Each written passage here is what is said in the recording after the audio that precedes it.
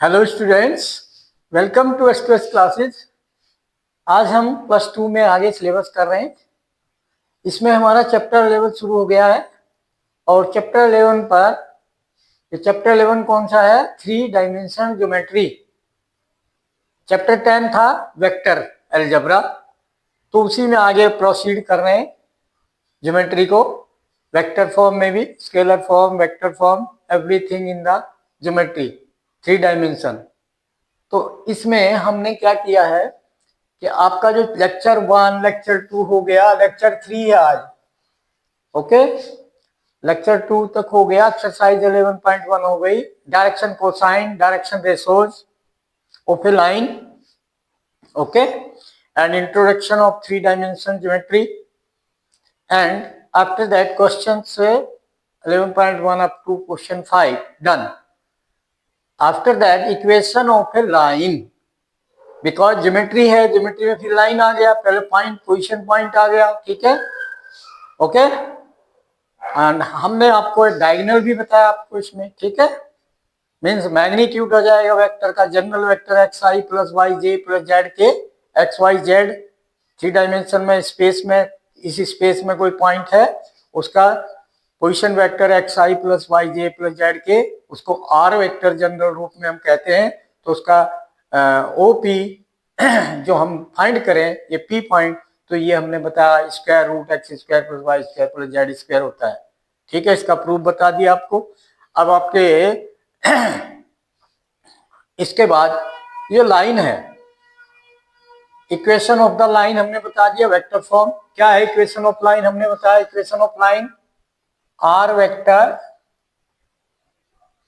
General vector is equal to a vector position vector of the point on a line, okay, and plus lambda b vector. ठीक है, अब lambda b क्या है? ये एक parallel vector है to the line.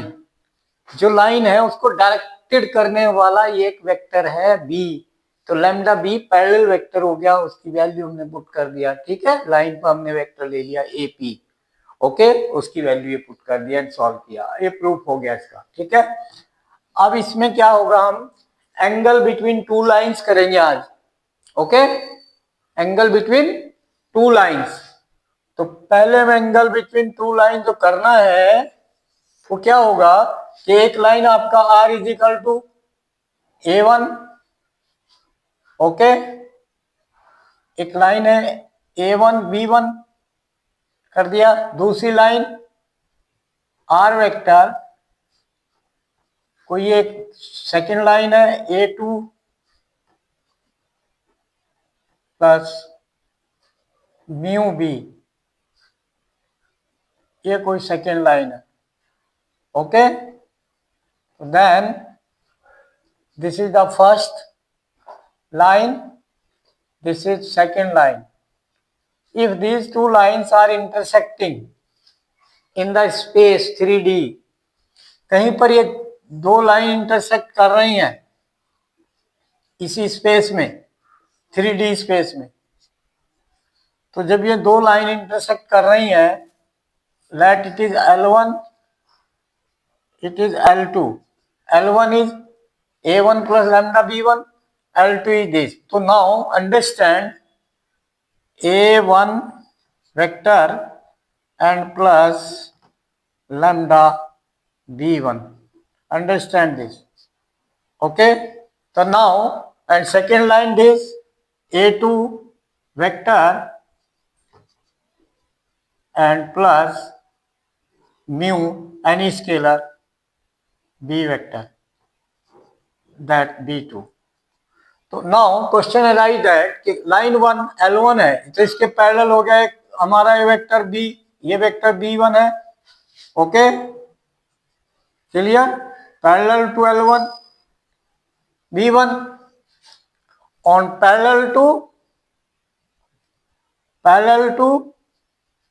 L2 is B2 vector, ये B2 vector है।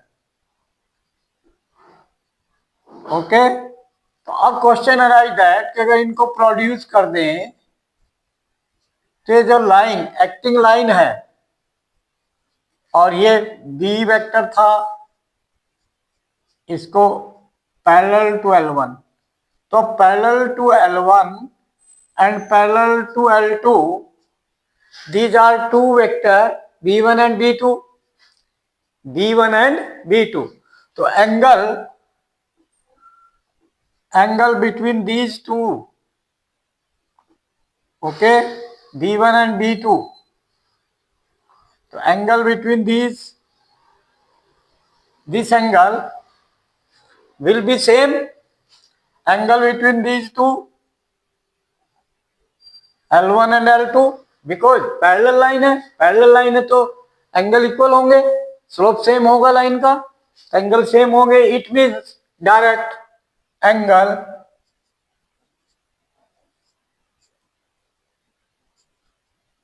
angle between two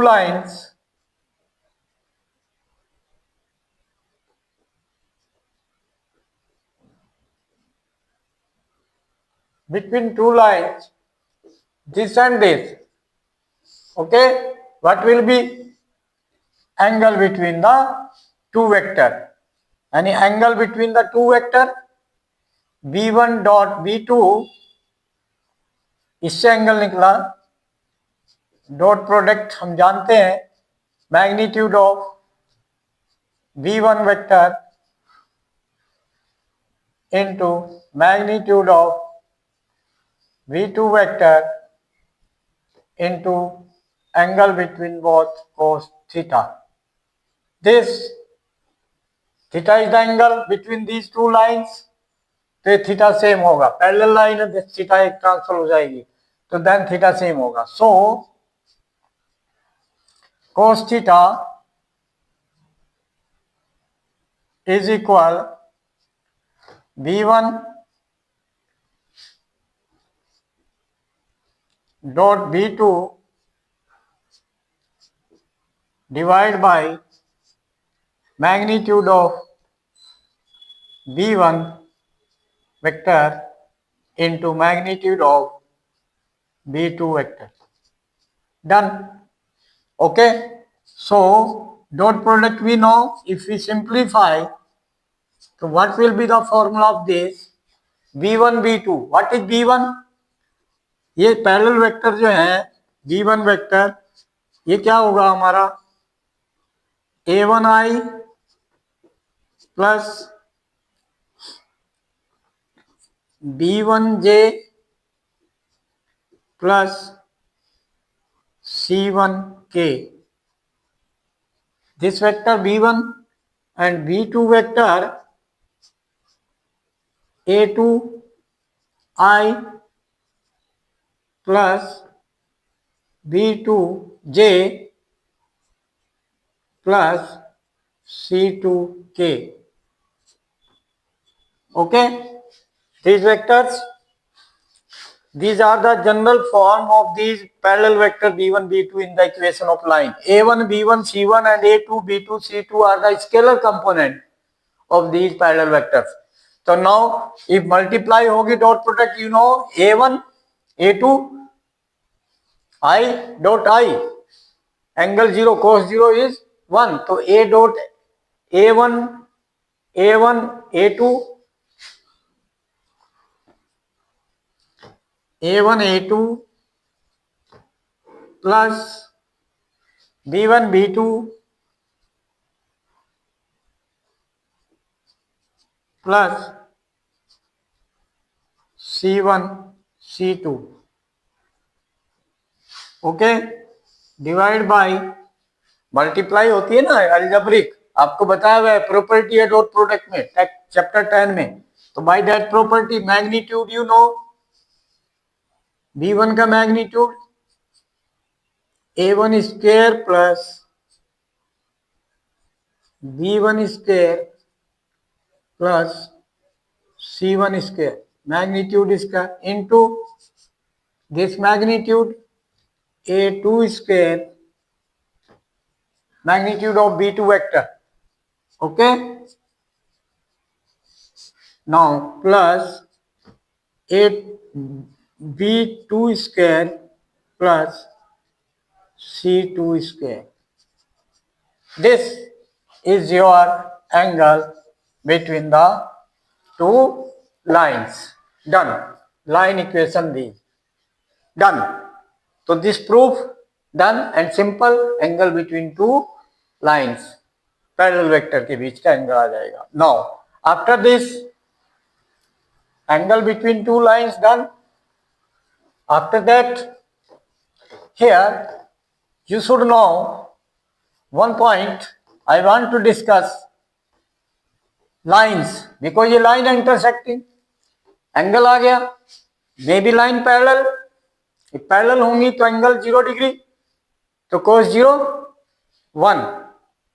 ओके, इसका मतलब क्या हो गया cos 0 1 से, इसी फॉर्मूले से a1 a2 plus b1 b2 plus c1 c2 is equal to magnitude of vector b1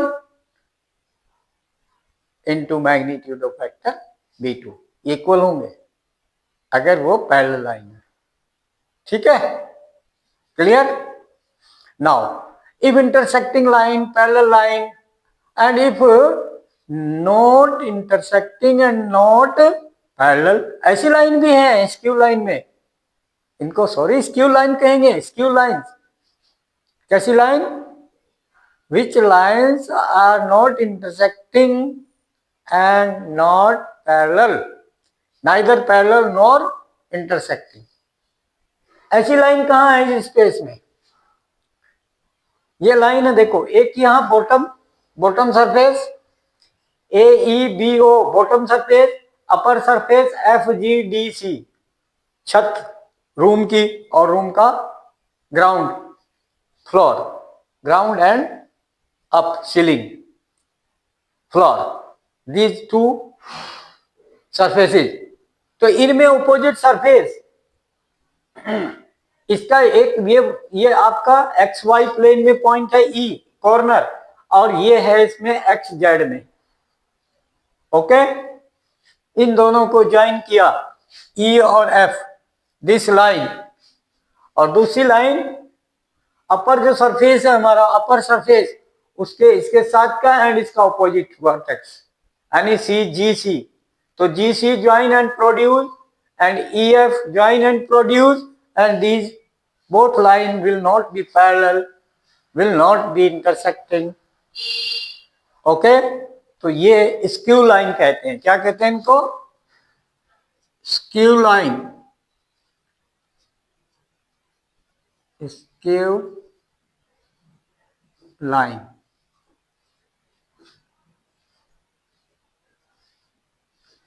skew lines आपको डेफिनेशन होगी. EF यहां पर कौन कौन सी होगी, EF and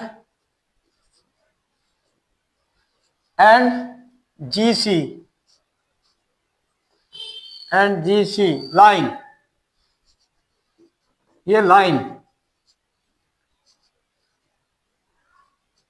okay, these skew lines है,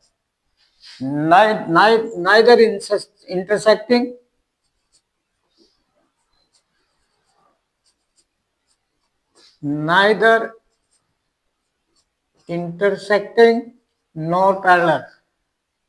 So intersecting, neither intersect nor parallel,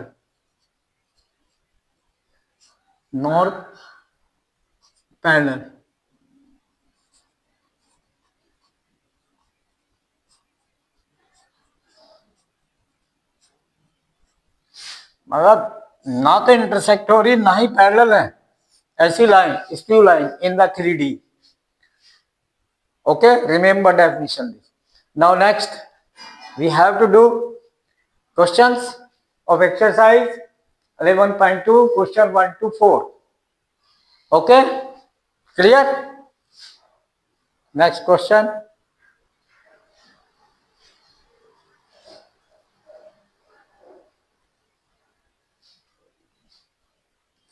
hello, next question, question number 2 नहीं 1, sorry question 1। Question शुरू करते हैं। आर्टिकल हो गया आपका, ठीक है। स्क्यू लाइन की डेफिनेशन हो गई and angle between two lines, line की equation in lecture 2 we have proved. Okay, now show that the three lines with the direction cosines, अब ये डायरेक्शन कोसाइंस दे रखे हैं लाइन के। अंडरस्टैंड, डायरेक्शन कोसाइंस का मतलब क्या होता है? Scalar component divide by magnitude of that vector. Okay, तो scalar component of that vector along on the line, क्योंकि डायरेक्शन कोसाइन है तो लाइन पर उनके एक्स स्केलर कंपोनेंट है, तो इट मींस ये स्केलर कंपोनेंट हो गए 12 - 3 and -4। So we have to say according to question इनके बीच का एंगल हमें प्रूव करना है। According to question line 1 implies that vector दे दिया हमें 12i, उस पर वेक्टर हो गया 12i, यानी उसके हम डायरेक्शन रेशोज कह सकते हैं। Direction ratios line 1, direction ratios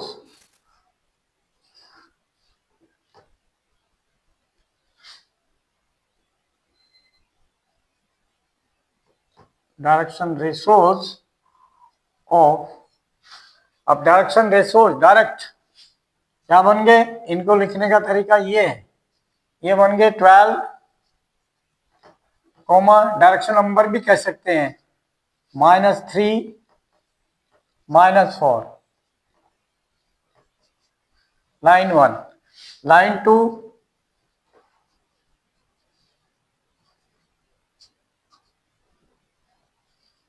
direction ratios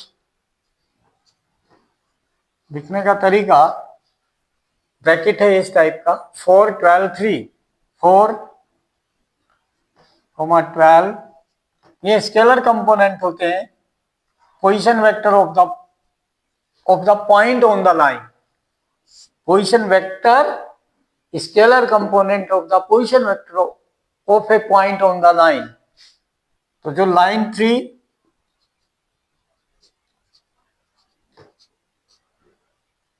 direction ratios 3 - 4 12, 3 - 4 12। अब ये आपके पोजीशन वेक्टर बन गए पॉइंट के, ठीक है। तो अब ये म्यूचुअली परपेंडिकुलर प्रूव करने हैं। तो दो वेक्टर परपेंडिकुलर कैसे होंगे? उनकी डॉट प्रोडक्ट 0 होगी। तो we have to show dot product. Okay, proof show that है, तो हमें क्या प्रूफ करना है? Dot product. Let it is P1 vector, कोई A1 ये वेक्टर, A2 ये वेक्टर, A3 हमने वेक्टर मान लिए, पॉइंट मान लिए उन पर, ठीक है। Let A1 vector A1 dot A2 vector dot product. अब डॉट प्रोडक्ट स्केलर की प्रोडक्ट हो जाती है डायरेक्ट। ये हमारा A1 वेक्टर हो जाएगा, ये A2 A3 तीन लाइन पर, ठीक है। इसको लेट A1 A1 वेक्टर, ये A2 वेक्टर, ये A3 वेक्टर के कंपोनेंट, ये 3 पॉइंट है, ये तीनों लाइन पर एक एक पॉइंट है, उनके डायरेक्शन कोसाइन है, ठीक है। तो अब हमारा ये डॉट प्रोडक्ट स्केलर 12 हो जाओ 48, dot product scalar component 48 and 12 3 जा एंड -3 एंड प्लस, तो -36 and minus 4 into 3 minus 12 is equal to 0 हो गया. ठीक है, एज. ठीक है, अब हम A2 and A2 dot A3 vector dot product of this vector. Scalar component दे रखे हमें 4 3 जा 12 डायरेक्ट एंड माइनस 4 12 4 जा 48 एंड 3 12 जा 36. 36 प्लस 12 48 माइनस 48, ये भी 0 हो गया. First and third. Similarly A1 dot A3. Okay, A1 these and A3 these scalar component. 12 3 जा 36, 3 4 जा माइनस माइनस प्लस 3 4 जा 12 and minus and plus minus 12 4 जा 48. Then 0. So from these three, from 1 2 3, इसको 1 कहा, इसको 2, ये 3. From 1 to 3 implies that A1 perpendicular to A2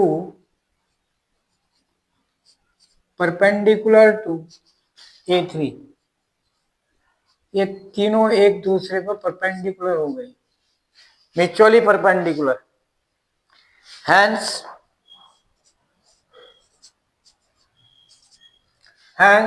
lines are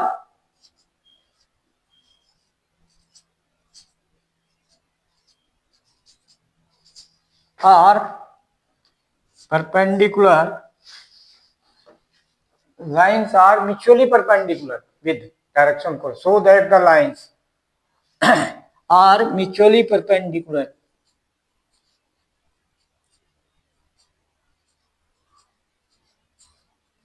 Mutually perpendicular. ठीक है, hence lines are mutually perpendicular. Done. Hence proved. Okay, यानी कि meaning क्या हुआ कि उन पर लाइन पर जो वेक्टर एक्टिंग कर रहे हैं उन्हीं को आप डॉट प्रोडक्ट की एंगल बिटवीन टू लाइंस आपने किया है. तो क्या किया है, वही वेक्टर लिए हैं. ओके, पैरेलल वेक्टर लिए उन लाइन के. ठीक है, okay. Now next question.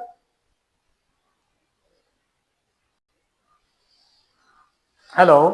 Okay, now बेटा this question. Next question 2, show that the line through the points 1 minus 1 2 comma 3 4 minus 2 let A point B point is perpendicular. ये line इस दो point से पास होने वाली है, वो परपेंडिकुलर है किस पर, to the line through the points. Pass होने वाले पॉइंट से दूसरी लाइन है वो 0 3 2 एंड 3 5 6 से पास हो रही है, तो ये परपेंडिकुलर लाइन है. तो परपेंडिकुलर लाइन है, इन पर दो दो पॉइंट है, तो वेक्टर बना लो. अब वेक्टर बन गए तो वेक्टर के बीच का एंगल आ जाएगा. अब वो 90 डिग्री प्रूव करना है हमें. क्लियर? तो डायरेक्ट डॉट प्रोडक्ट प्रूव कर सकते हैं इन वेक्टर्स की. ओके, तो now we have to make vector according to question.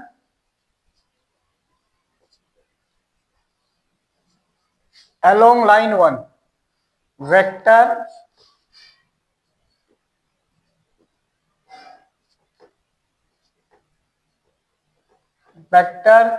कौन सा, A B along line L1. along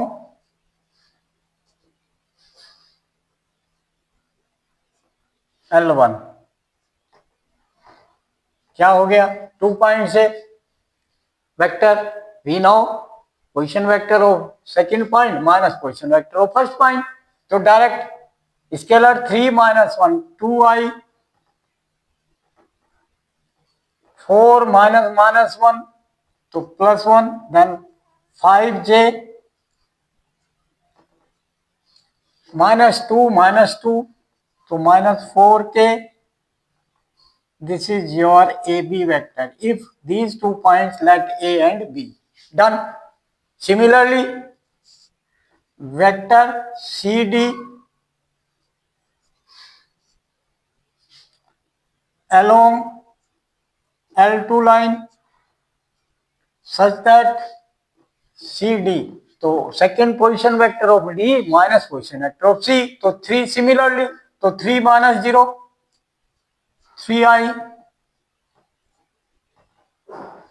5 minus 3 2j, 6 minus 2 4k. This done. So now L1 L2 के बीच में जो एंगल बनेगा वो इनके बीच का जो एंगल होगा। Now dot product of these two vector A B vector dot product C D vector we are finding. Okay, dot product scalar component 3 2 जा 6, 5 2 जा 10, 4 4 जा 16 माइनस 4 दैट्स वाई माइनस 16, तो माइनस 16 प्लस 16 0। ओके, तो dot product 0, hence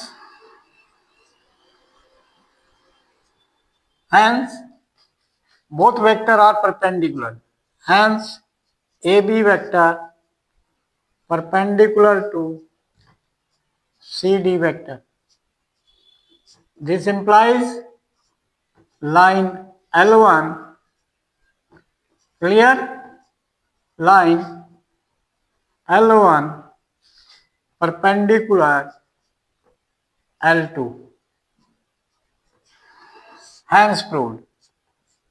यही हमें prove करना था।